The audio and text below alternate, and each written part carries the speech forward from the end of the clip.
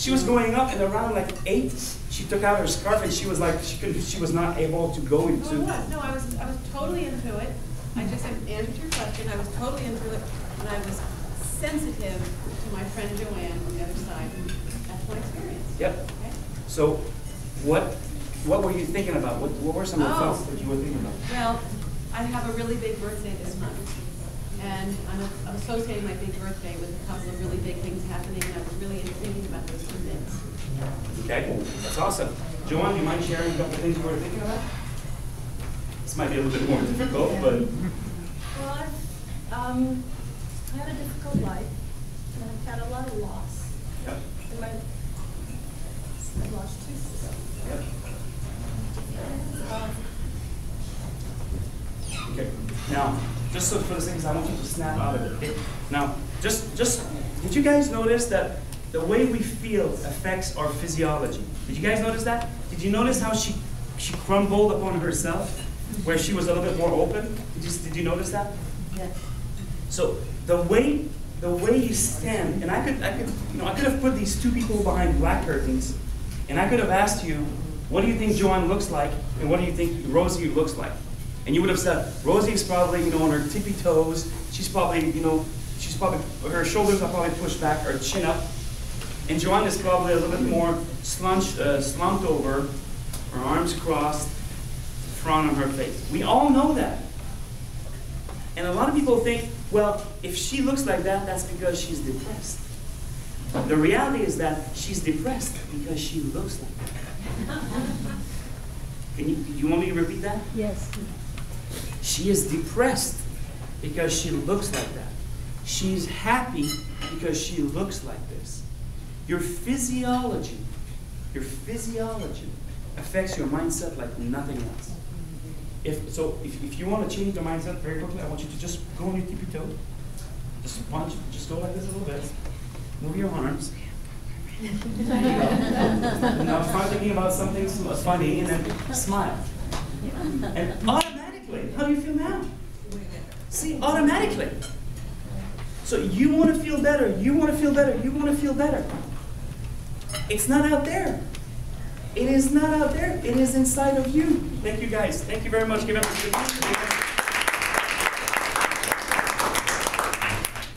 So the point that we're making here is very, very, very important.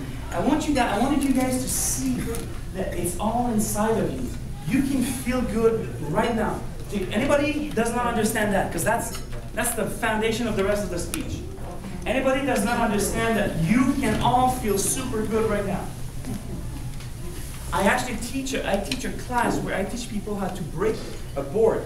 You know, like the board about this thick, where typically you have to go through karate or kung fu or something for like years before they teach you how to do that. I teach you how to do it in 2 hours. People of her size, the little girls, they break the board. Why shouldn't I be able to? Because it's not about the size, it's about the way you think. It's about the mindset. So, I want to let me see here. So here's the realization that I want you guys to come across. Okay? When you're happy like Rosie was, is because you think of things that you want. You think of things beautiful in the future. You think of things that make you happy, right? You all see that. When you're unhappy, that's because you think of things that are depressing. Sometimes in the past. Sometimes you anticipate the future with a depressing thought. Now let me ask you this, and this is please pay attention, this is very important. If you think of something constantly, whether it's a happy thought or a negative thought, do you attract more of it or less of it? Everybody agrees? We all know this, right? You all know that if you think of something constantly, you're going to attract it. Like if I say, don't smoke, and you're a smoker, you're like, oh my goodness, I need a cigarette. Right? If I say, don't think of a pink elephant, don't think of a pink elephant, you think of a pink elephant. Whether the statement is positive or negative, the more you think of something, the more you seem to see it. I don't know if you guys ever bought a car. Maybe you bought a car and it was a different car. You'd never driven a car like this before. This is the car that I drive right now. It's a BMW. This is my first BMW. Well, my friends were saying, oh, you don't like the car, whatever. They convinced me to buy the car. Now I see this car everywhere. I never noticed that car before. Because now I'm thinking about it, I'm driving it. Are there more BMWs out there? No, but I'm attracting more to it. It's the basis of the law of attraction. So now we get into the metaphysic stuff. But that's what changes your business. The only way your business is going to change, the only way your life is going to change, the only way your health is going to change is if you change the way you think. Because the way you think attracts more of it. So if you think happy thoughts, that's because you're focusing on things that you want in life, and you're going to get more of it or less of it. More of it, right? So here's the reason number one why resolutions don't work. Resolutions don't work because people focus on the lack of their desire. Think about this. People, instead of saying, you know what, I want to make $1 million, is, oh, I don't have $1 million. Think about it most of the time. Most of the time when you make a resolution, you don't think about what you really want, you think about what you don't have. And I'm not going to ask Stan because that's out of the point, but probably when he makes his resolution about feeling healthier, what he's thinking about is really that he doesn't feel as healthy. When you're making a resolution of being on time, you don't see the benefits of being on time. You feel you're not being on time, and it's stressing you out. And she had all these reasons that she was stressed out. The more you think about that, the more you're going to create that. Resolutions, if anything, actually are hindering your life. Because it make you focus on what you don't want to have. I never make resolutions. I never make resolutions. It's not about making a resolution, it's about changing your life, it's about changing the way you think. The first thing you have to do is you have to start thinking, you have to strive to think happy thoughts. You have to strive to have a happy mind at all the time. And I'm going to give you some ways to do that. So the number one is happy thoughts. On the happiest day of the week, Uncle? What's that? On the happiest day of the week? On the happiest day of the week. See? That's awesome. That's probably why this group is so successful. Every week you focus on happy thoughts. Other clubs have started, you know, they're struggling, they're not always successful. Here, every week, Madeleine reminds you guys that you're here because it's your job to be happy. It's the happiest day of the week. When you think happy thoughts, you think about what you want. When you think about what you want, you create more of it. That's simple. It is that simple. I spent years, whenever I come across someone who's very successful, I'm not talking about someone, you know, who bought a house in 1964 for $30,000 and now it's worth $2 million. That's not what I'm talking about. I'm talking about somebody who's actually created success in their life, massive success. Millions, hundreds of millions. And it's not about money, but it's usually, in the society we live, we measure success in dollar amount, right? So whenever I come across people like that, I like to sit down with them and ask them a bunch of questions. What makes you different? Why is it you're more successful? And they all give me different answers. But it's always the same answer. This is the way I think. I don't know if you guys know Pierre Bouchon. Anybody know Pierre Bouchon in the real estate business? He's the last guy that I met. Pierre actually sold over $1 billion of real estate on the Peninsula in the last 30 years. I was reading an article about him. $1 billion worth of real estate, residential real estate, in 30 years. Wow. I thought that's insane. That's like $30 million a year for 30 years. Most real estate agents actually are real estate agents. The statistics are crazy. It's just, real estate agents are, on average, are there for like a year and then they quit. If you look at the average amount of money that a real estate agent makes, it's almost nothing. Now you do have some successful people in this area. We're fortunate. A lot of the people are more successful because that 6%, that 3% tends to be a little bit higher, so people can live off it. But Pierre sold $1 billion worth of real estate. So when I read the article about him, I called him up. I said, first of all, he's French. I'm French-Canadian. I said, Pierre, I'd love to sit down with you, have a coffee. I want to find out what makes you tick. So we sat down and he explained to me. He said, Marco, when I started out in the business, Redwood Shore was a brand new place right here. And he said, I was in my 20s, and I would go and knock on doors. I'd knock on every door. People had just bought a new house, and then I would knock on their door and say, if you ever think of selling, call me. If you ever think of selling, call me. Well, he said, within a year, people started to sell their houses. And who do you think he would call? They'd call me. So in front of every house, there was a sign saying, Pierre Bijan, Pierre Bijan, Pierre Bijan. He said, some people started to make a joke, and they started to call Redwood Shore Pierre Shores. Pierre Shores. They used to call it Pierre Shores. He says, people were making fun of this because like most of the houses who were selling in that period of time in Redwood Shores, I had a listing. So anyway, so I'm not going to go into his personal life, but he shared a lot with me. But basically what he said is, Marco, I'm just willing to do what other people are not willing to do. Anybody else can go out there and knock on the door. You know, you can probably buy a book, go to a seminar, and they're going to tell you, you know, your real estate agent, go there, find your area, and knock on the door. How many actually do it? So it's not the how, it's the mindset, it's the why. It's the mindset, right? So the first thing you have to do is be happy. Think happy thoughts, right? So I'm going to give you a trick to do this. I'm very systematic, so I'm going to give you a way to actually do it systematically in your own life. It's called a 21-day challenge. I did not invent this, somebody else did, but the reason why it's 21 days is because it's proven that it takes 21 days for a habit to ingrain itself in your brain. It takes about 21 days on average for a silo of a neural pathway in your brain to create a new pathway so that you develop a new habit.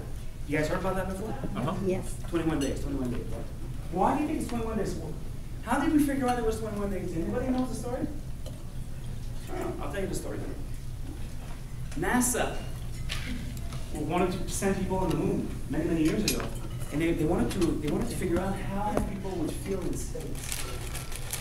You know, upside down and stuff like that. So they developed goggles that they would put on people's face, astronauts, when they were on Earth, where astronauts would actually see the world upside down. So as long as they kept the goggles up, the world would be upside down. They wanted to see how the brain reacted to being upside down constantly. So like people would walk and they would see the world upside down. You know what happened? Is that after about 21 days on average, the brain flipped the images.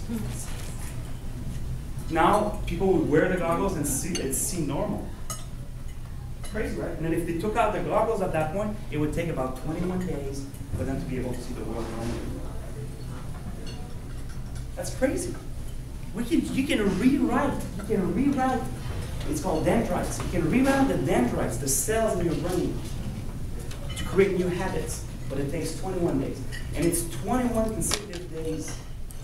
By the way, if during the exercise at NASA, if people stopped, they would have to start over again. So this is a challenge. The 21-day challenge is this. I want you to, for 21 days, just think happy thoughts. That's it. Now, if you catch yourself missing out and not thinking happy thoughts for more than a few hours, you have to go back. So if on day five, something happens which is external to you, the world cracks out of, something happens in the world, and then that day you're completely annoyed, you're angry, you're fearful, you let go of your dreams, you don't see a positive future anymore. Well, you have to go back to day one after that. The first time I did the exercise, it took me, actually I gave up after 90 days, I'll be honest with you. It took me 90 days, I tried it for 90 days, I gave up after 90 days. The last time I did the exercise, I think I did it in 35 days.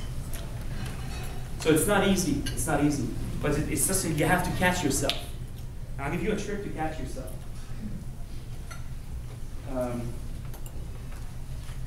One of the first things you have to do, if you want to think happy thoughts, you need to create a happy environment. Because sadly, the environment you live in affects your thoughts. It shouldn't. I showed it to you. But we allow it to affect our thoughts. So we need to control the environment. So the best ways to control the environment, I call it remove the confusion and the messes in your life. Now those could be physical mess. One of the habits that I developed over the years, I make my bed every morning. Every morning. Why? Because I now have a sanctuary every day. It's my bedroom. I can go back to my bedroom and I have this sanctuary. Even when I stay in a hotel, I don't make the bed, but I actually pull up the covers. I don't want a messy bed because it affects your mind. If you have a pile of bills that are like this on your desk that need to be paid, figure out a way, a schedule, something. Handle those. That's a mess in your life. If your car is a mess, clean the mess. If your relationship is a mess, clean the mess. If you need to make a phone call to your brother because you haven't spoken to him in 3 years, call him this week because that's a mess in your life. If you fix the messes in your life, and you all have one, and I know you're all thinking of it right now. We all do. It's called the theory of constraint. When you fix that one, there's going to be another one. There's always another one. There's always another one. It's called the theory of constraint. There's always a bottleneck in everybody's life. Fix your bottlenecks. Fix your messes. And then it's going to be a lot easier to think happy thoughts. So that's not enough, right? So fix messes. Next one. The next one is be grateful and appreciative of life. When you're grateful in life, can you be unhappy? It's impossible.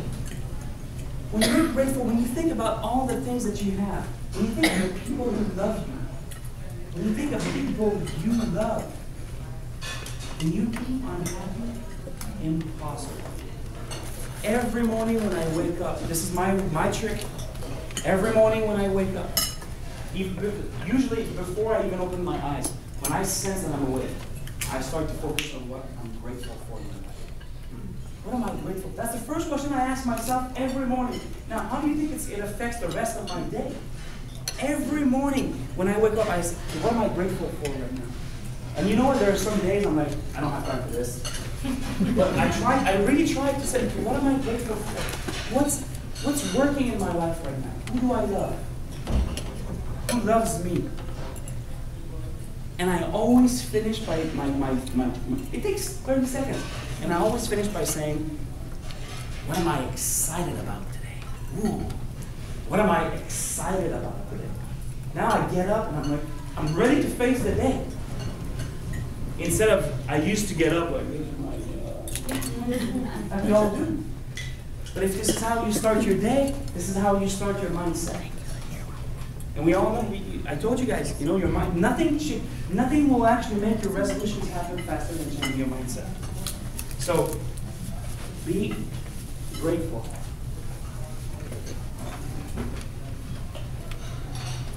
The next one is just a little trick that I've learned, which is, it's the acronym STOP. S-T-O-P. So, sometimes you will not be able to feel grateful for whatever reason. You will allow the outside world to control the way you think. So you need to stop. So the first letter, stop, is stop. Stop and smile. Stop and smile. And I just want to take a 10-second break here, guy, and tell you something. I swear to you, if you do this stuff, your life will change. If you don't do this, next year we're going to be right here, nothing will have changed. I swear this is it. There's nothing else. I've spent 20 years studying this. I just want to emphasize this, okay? The next, stop and smile. The next one, take a breather. Air, oftentimes, even cardiac arrest, sometimes it can be avoided by breathing better. I mean, the air that we breathe affects everything inside of our body. Take deep breaths. Okay? The other one is observe objectively. Now you relax, you stop. whoa, I'm freaking out here. This guy just cut me off, and he gave me the